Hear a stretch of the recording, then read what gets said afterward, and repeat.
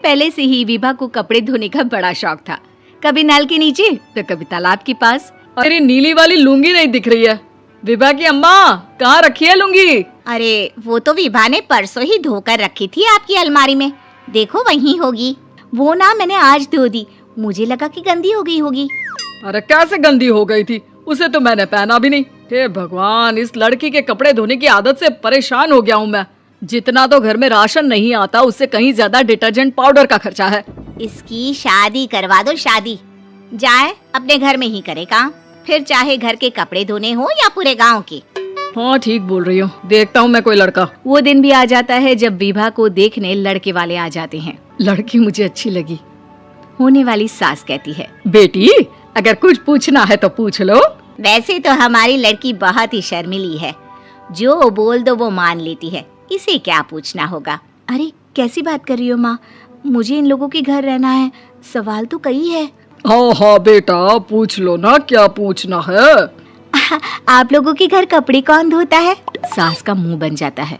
देखो, अगर तुम ये कहना चाहती हो कि तुम्हें कपड़े धोने नहीं आते तो सुन लो, कपड़े मैं ही धोती हूँ, लेकिन तुम्हारे आ जाने के बाद मैं रुमाल तक नहीं धोऊंगी। अरे चुप रहना भाग्यवान, बहू बेचारी घर आई नहीं, उसे डराना शुरू कर दिया।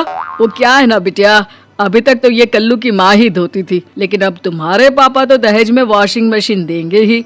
तभी विभा की माँ बोल पड़ती है, सवाल भी पूछा तो क्या। वैसे भाई साहब, मशीन की तो फिर भी कपड़े धोने की कैपेसिटी होती है, मतलब जो बिटिया दे रहे हैं ना विभा, इसे कपड़े धोने का बहुत शौक है। ये आप लोगों के क्या, आस पड़ोस गांव मोहल्ले सबके कपड़े धो दे और उफ तक ना करे।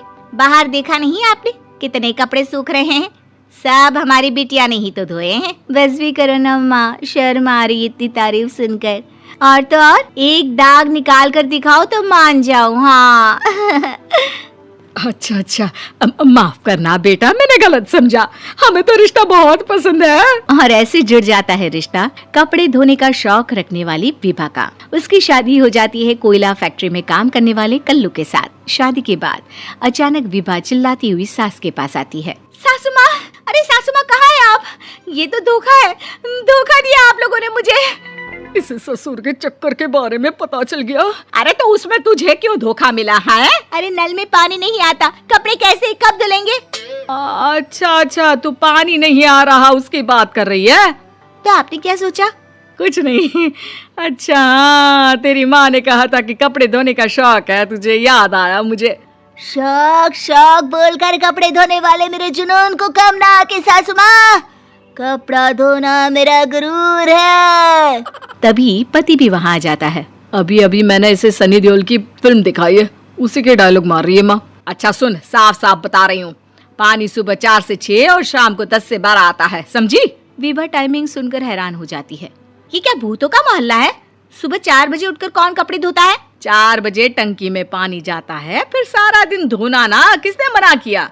अरे कैसी बात कर रही हैं? 200 लीटर की टंकी में कितने कपड़े धो लूंगी मैं, सुबह ही उठ जाऊंगी मैं। अब क्या था, विभा सुबह 4 से लेकर रात के 12 बजे तक कपड़े ही धोती रहती। एक रोज सास पड़ोस से निकलकर कहीं जा रही होती है कि साथ वाली कहती है, हाँ कल्लू की माँ, जरा ये बताओ कि 2 साड़ी है, 2 ब्लाउज और 1 पेटीकोट और 1 नाड़े वाला लंबा कच्छा। हाँ तो? अरे तो क्या, कितना लोगी धुलाई ये बताओ। धोबन दिख रहे हैं हम क्या? हमारे पति सरकारी नौकरी से अभी अभी रिटायर हुए हैं और बेटा सुपरवाइजर है कोयला फैक्ट्री में। धोबन समझ रखा है हमें। हाय रे कल्लू की अम्मा, माफ कर दो, वो तो मोहल्ले में यही सब बता रहे थे कि तुमने बहू को कपड़ा धुलवाने के काम में लगा दिया है। सास को पड़ोसन की बात सुनकर गुस्सा आ जाता है। वो घर पहुंचती है जहां घर के बाहर ही इतने सारे कपड़े सूख रहे होते हैं जितने कि किसी धोबन के घर पर। अरे ओ कल्लू की दुल्हन, बाहर निकल। माँ जी यहीं आ जाओ, बाथरूम में चादर धो रहे हैं हम। अरे अभी हम धोते हैं, तुमको बाहर निकलो। ये आस पड़ोस वाले बोल रहे हैं कि हम बहू से कपड़े धुलवा धुलवा कर उसे कपड़ा धोने वाली बना दिए हैं। अरे छोड़ो ना माँ जी, किन लोगों की बातों में आती हो? आस पास के लोगों का तो काम ही होता है कि वो किसी तरह सास बहू को लड़ा दे। बहू सारे घर के कपड़े धोती है, ये क्या कम है? बोलिए। सास को भी लग जाता है कि वो बहू का ये सनकीपन नहीं छुड़वा सकती, इससे अच्छा है कि खुद ही चुप हो जाए। एक रोज सास और बहू मंदिर जाते हैं, जहाँ सास की साड़ी वहाँ खड़ी भीख मांगने वाली से मिलती है। माँ जी क्या बात है, आपकी साड़ी उस भिखारन से कितनी मिल रही है ना? हाँ हाँ देखो तो, दोनों की साड़ी मिल रही है। क्या बात है कल्लू की अम्मा, तुम खुद को तो अफसर की बीवी बताती हो और ऐसी सिंपल सी प्लेन साड़ी पहनकर घूमती हो। सिंपल और प्लेन नहीं है ये साड़ी। तो क्या सोने के धागे से फूल बने हैं? कुछ भी सासू माँ, कुछ भी। हाँ, बने थे इस साड़ी में सोने के धागे से फूल।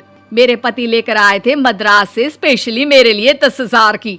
ताहे भाई साहब इस भिखारन के लिए भी सेम टू सेम साड़ी लेकर आए होंगे 10,000 की।